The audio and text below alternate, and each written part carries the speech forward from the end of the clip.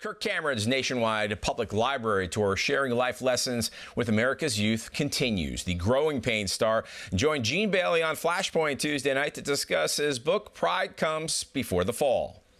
We're in the middle of Pride Month, and my book is about humility. It's called Pride Comes Before the Fall, and it's coming at a perfect time where kids are being inundated with this idea that they should be full of pride.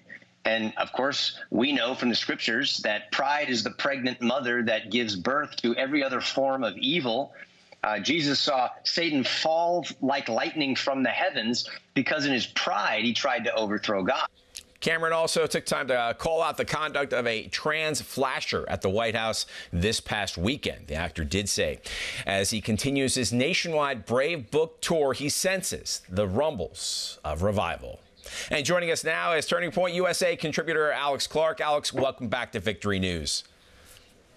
Thank you very much. I'm happy to be here. Alex, Kirk Cameron has been barnstorming libraries across the U.S. to share healthy, godly values with kids in response to the wave of drag queen story hours we are seeing. What's your reaction to him offering a positive option to the trans focus on kids?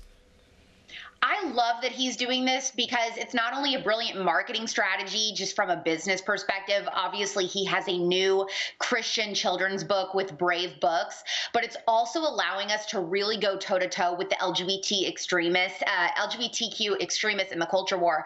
And I think we need to keep showing up everywhere that they do, except we're going to do it offering truth and light. And we should be doing that, especially in those spaces where children are involved. We cannot let these people who are targeting children be able to go unchallenged anywhere. And Kirk Cameron is doing a great job of that. He certainly is. You know, President Biden seems obsessed with children belonging to the government. Listen to this White House video for Pride Month. These are our kids. These are our neighbors. Not somebody else's kids. They're all our kids. And our children are the kite strings that hold our national ambitions aloft. So, Alex, do children in America belong to the government to be used for national ambitions? American parents should not co-parent with the government ever, especially Biden's government, because we've seen what he's done with his own kids, okay? But you know who else made these sorts of statements was Chairman Mao from Communist China. This is groomer talk coming straight from the White House. And I believe that America is still a land of opportunity, but we're now promoting a path very similar to that of Sodom and Gomorrah, and I have a feeling this isn't going to turn out well. And Alex, you spoke out on toxic feminism and its damaging work and how the fertility industry is cashing in on women buying into it. Here's a clip. By your mid-30s, your chances of getting pregnant drop to less than 30% even on your most fertile day. It is uncomfy and frustrating to say that fact out loud, but it doesn't make it less true. So, Alex, how is the fertility industry profiting off of healthy American women?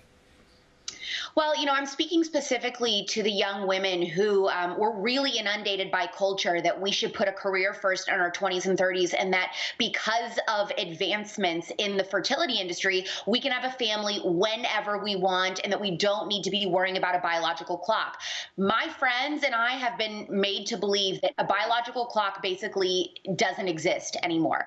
That is just absolutely false, and it's a dangerous lie. And so what happens is a lot of women fall into that. And then, of course, big fertility is convincing us to spend tens of thousands of dollars with them trying to get pregnant when they know very well that our chances are very, very slim once we get into our late 30s, early 40s. So there is a difference between the girls that are just putting career first and thinking they can have a family whenever they want later down the line, and then, you know, husbands and wives who are genuinely trying to have children. But it's a dangerous lie for the young women who think that we don't need to be thinking about having a family as young as possible. That's a very valid point. Now, you also said that women have abandoned a lot of biblical principles and that would make women feel fulfilled. Break that down for us a little bit more, if you could. Well, I think that the right and the left both get wrong what a woman's role in culture ideally should be. If you look at the Proverbs 31 wife, she is working, but she's also making sure that her priority is the home. Her place isn't in the home, but it is her priority, her husband and her children. And so women are allowed to work as long as we don't let those things in the home kind of fall by the wayside. And so when the left tells us the only thing that matters is putting your career first, climbing the ladder, don't worry about having a family, that's wrong. And then it's also also wrong for the right to say only being a stay-at-home mom, you can never, ever work. That isn't true either. And Alex, where can we find out more about you and your Turning Point USA shows? Follow me, subscribe to The Spillover anywhere you get your podcasts. All right, Alex, thank you for joining us today and for all you do. Thank you so much.